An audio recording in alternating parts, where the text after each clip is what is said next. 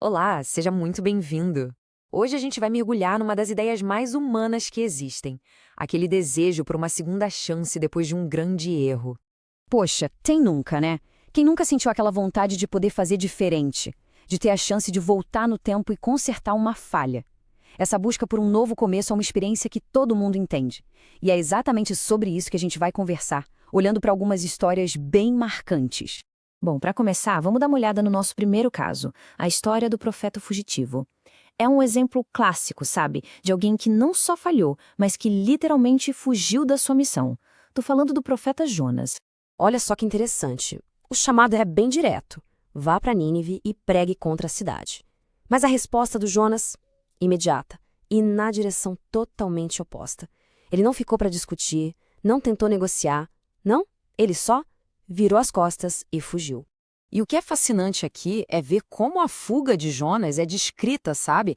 É como uma série de descidas. Primeiro ele desce para a cidade portuária, Jope, depois ele desce para o navio, aí ele desce para o porão do navio para dormir e, no fim das contas, ele é lançado lá para baixo, para as profundezas do mar. É uma verdadeira espiral descendente, né? Física e espiritual. Uma imagem muito forte de como fugir de um propósito pode levar a gente cada vez mais fundo. E é justamente aí, no fundo do poço, literalmente no fundo do mar, dentro de um peixe gigante, que a chave vira. É no meio da angústia total, quando parece que já não tem mais saída, que o Jonas finalmente olha para cima. E isso aqui é genial, porque mostra o ponto central de tudo. A segunda chance que ele recebe não é tipo uma missão mais fácil, um prêmio de consolação. Não, é exatamente o mesmo chamado. É uma restauração completa da missão original. O plano não mudou. Quem foi restaurado foi o profeta. Ok, saindo da história do profeta que fugiu, vamos para uma bem diferente, a do rei rebelde. E aqui o negócio é mais pesado. É um caso de maldade levada ao extremo mesmo. Porque se o Jonas fugiu, o rei Manassés ele não só tropeçou, ele se rebelou de um jeito que choca. Olha, a lista de coisas que o Manassés fez é de arrepiar. Não foram errinhos, não. Ele mergulhou de cabeça em práticas consideradas terrivelmente perversas. Para você ter uma ideia, a fonte que a gente usou descreve ele como o único rei que mereceu aquele superlativo, sabe? De ter feito muitíssimo mal. Isso dá a dimensão da gravidade da coisa. E claro, isso não ficou sem consequência. A rebelião dele custou caro. Ele perdeu o reino, perdeu a liberdade, acabou humilhado, levado como prisioneiro lá para a Babilônia. E aí vem o ponto de virada, que é esse contraste incrível. Assim como Jonas foi lá no fundo do poço, na angústia, que o Manassés mudou. A maldade dele, que era enorme, foi confrontada por uma humildade igualmente enorme. O texto faz questão de dizer que ele se humilhou muito, o que mostra que a mudança de coração foi de verdade, foi profunda. E o resultado disso tudo? Restauração completa, total. Ele não só foi perdoado, como foi colocado de volta no trono dele, em Jerusalém. É uma demonstração poderosa de que a profundidade do arrependimento pode encontrar uma misericórdia igualmente profunda. Agora vamos para uma terceira história, a da negação do discípulo, que talvez seja uma com a qual muita gente se identifica. É sobre uma falha de coragem. A gente vai ver como essa ideia de segunda chance se aplica a um erro bem humano, sabe? Cometido sob uma pressão gigantesca. Vamos falar da negação de Pedro. Para a gente entender o tamanho da queda, primeiro a gente precisa ver a altura da promessa. Pedro faz uma declaração super ousada e sincera. Ele realmente acreditava naquilo. Estou pronto para ir contigo para a prisão e para a morte. Era uma lealdade feroz, e isso só prepara o terreno para a gente sentir o impacto do que vem a seguir. Só que, na hora da pressão, ele nega conhecer Jesus. Não uma, não duas, mas 3 vezes, exatamente como tinha sido previsto. Essa repetição, 3 vezes, só intensifica o peso daquela falha, daquele momento de medo. E aqui está o momento da segunda chance.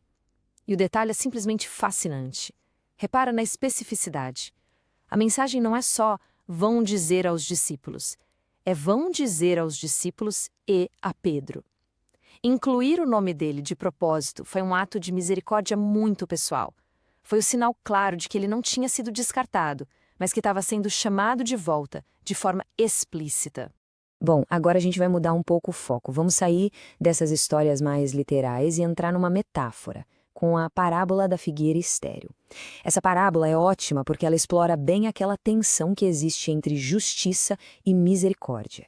De um lado, a gente tem a voz da justiça, né? A do dono. O raciocínio dele é lógico, é prático. Poxa, já faz 3 anos que essa árvore não dá fruto nenhum. Ela é inútil. Corta ela, tá só ocupando espaço à toa. Mas aí entra a voz da misericórdia. A do jardineiro, do cuidador. Ele intercede. E veja, ele não nega a realidade. Ele não diz que a árvore está dando frutos. Mas ele pede mais uma chance. E não é só mais tempo. Ele se compromete a agir.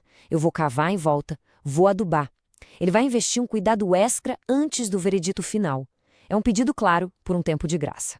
Então, o que a gente faz com tudo isso? Chegamos na síntese, no momento de amarrar todas essas pontas. Porque essas histórias não são casos isolados. Juntas, elas constroem uma ideia, uma doutrina da misericórdia. Elas apontam para um princípio teológico muito importante. Então, o que é misericórdia olhando para essas histórias? É mais do que só perdão. É um tipo de amor que olha para o fracasso, para a miséria humana e, em vez de virar as costas, ele se aproxima. Se aproxima para oferecer a chance de um novo começo. E vale dizer que essa ênfase na misericórdia não é algo novo ou uma ideia secundária. Pelo contrário, essa citação do Papa João XXIII, lá em 1962, na abertura do Concílio Vaticano II, mostra bem isso. A escolha de usar o remédio da misericórdia, em vez da severidade, é apresentada como um princípio fundamental, algo que define os tempos atuais. No fim das contas, a grande lição que amarra tudo isso é que o fracasso, seja ele por fuga, por rebeldia ou por pura fraqueza, ele não precisa ser o ponto final. Essas histórias juntas sugerem que oferecer um novo começo não é uma exceção à regra. É, na verdade, uma parte essencial do caráter divino, de como a misericórdia age. E para quem tiver interesse em se aprofundar um pouco mais, a base para essa nossa reflexão vem de fontes como a revista Pensar, da Faculdade Jesuíta de Filosofia e Teologia, a FAGE. E tudo isso nos deixa com uma última reflexão. Se a segunda chance não é um direito que a gente exige, mas um presente, um dom de misericórdia, então ela é uma oportunidade para quê? Talvez não seja só um alívio, mas um convite para uma nova resposta. Uma chance não só de ser restaurado, mas de finalmente dar frutos.